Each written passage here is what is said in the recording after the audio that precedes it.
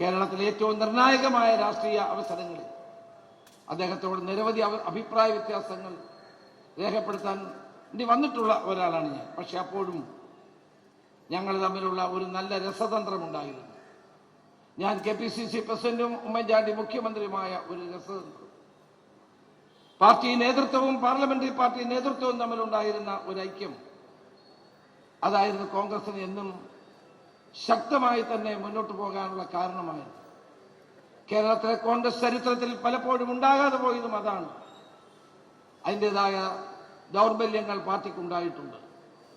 പക്ഷേ എന്തെല്ലാം അഭിപ്രായ വ്യത്യാസങ്ങൾ ഉണ്ടായിട്ടും പാർട്ടി നേതൃത്വവും, നിങ്ങൾ ആലോചിച്ച് നോക്കുക, പാർട്ടി നേതൃത്വവും പാർലമെന്ററി പാർട്ടി നേതൃത്വവും ഒരുപോലെ ഒരു മനസ്സോടെ മുന്നോട്ട് കൊണ്ടുപോകാൻ കഴിഞ്ഞത് ഞങ്ങൾ തമ്മിലുള്ള രസതന്ത്രമായിരുന്നു എന്നതൊരു വസ്തുതയാണ്.